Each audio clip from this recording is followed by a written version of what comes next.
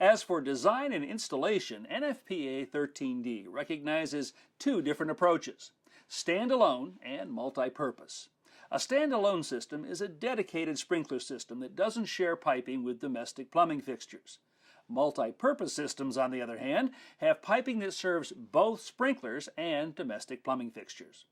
Each approach has unique advantages, which you can learn more about by reviewing NFPA 13D. With respect to piping materials, plastic and copper piping are the most commonly used. The two types of plastic pipe that are permitted are chlorinated polyvinyl chloride, or CPVC, and cross-linked polyethylene, or PEX. Plastic pipe is really simplified installation and made sprinkler systems cost-effective and quick to install. In areas where freezing is a concern, NFPA 13D provides guidance for proper insulation and freeze protection, just like you would do on other water piping in the home. A common approach is the use of wall-mounted sprinklers in areas beneath an unfinished attic to avoid installing pipe in the attic itself. As with any other part of a residential plumbing system, the key is to require quality installation by a contractor who knows residential sprinklers. When a good contractor is used, sprinkler pipes pose no more threat of leaks or freezing than any other component of the domestic plumbing system. Speaking of water, let's take a look at a typical system. With the municipal water supply, the 10-minute duration required by NFPA 13D won't be an issue, since the water supply is always available and will not run out. Now, when well water is used as the source, a tank and pump may be needed to supply pressure. In general, fire sprinkler systems require very little maintenance. The sprinklers themselves require none at all. The system should be tested every year by the homeowner or the sprinkler contractor to make sure the flow switch and alarms remain operable. Increasingly, community planners, water department, and fire and building officials are realizing the benefits of sprinklered homes to their communities. Communities that require residential fire sprinklers are recognizing not only life safety, but infrastructure benefits. These systems are an affordable, readily available, and proven technology that protect property and prevent the loss of life if fire strikes.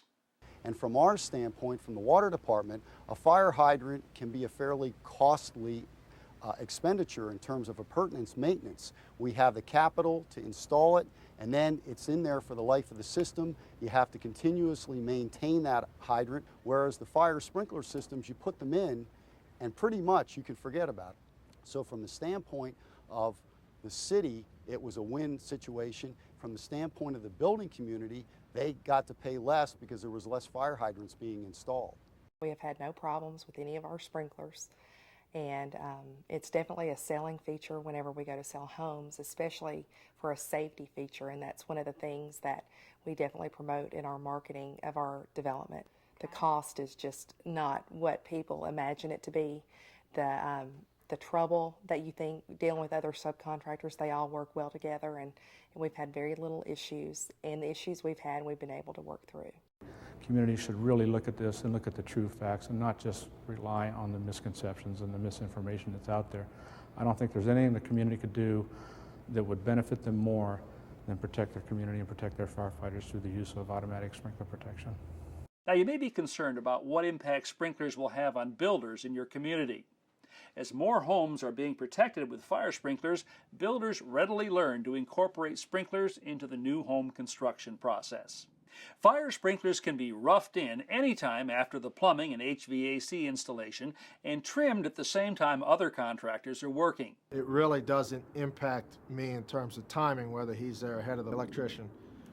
So like most folks, I guess, we run the HVAC, then the plumber, then the electrician, then they come in and they're sort of the last trade to go through the house. Doesn't hold the process up whatsoever. It's a very easy, simple process. You know, a couple days and they're in and out and they're gone, so, you know, and it works pretty good. Now, in a large home, an entire sprinkler system can be installed in about a day or two. Municipal officials often have the authority to offer valuable trade-up options for sprinkler developments. Some of the things that we can do is give you credits for fire flow, for fire hydrant placement, We can be creative with our access requirements, and sometimes we can even help you get an increased density for the development you want to do. Now, trade-ups might include street width reduction, longer dead-end streets, use of T turnarounds, increased grades and building setbacks, increased hydrant spacing, and additional units. Some communities may also offer a reduction in fire-rated separation requirements. Residential sprinkler costs can now be substantially reduced and offset. Homeowners have never been more concerned about home safety than they are now. Builders and developers are realizing that home fire sprinklers are not only good for the community, they're good for business as well. I think it's great. When we first started it, we promoted it as safety features in the homes, and people accepted it, and it helped spark sales. You know, people felt good about going into a house that was fully sprinkled. I became convinced that fire sprinklers was the only way to go. It was one extra that you had to pass along to a homeowner where they actually receive something back.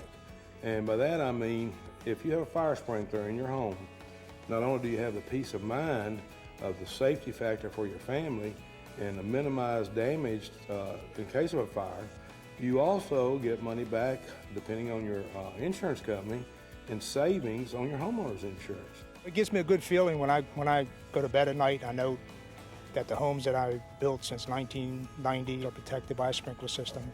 Communities know the simple truth. Home fire sprinklers save property and lives. I'm tickled to death that this community was so proactive in the sprinkler system, and we have really evolved into a community that people now want to come to.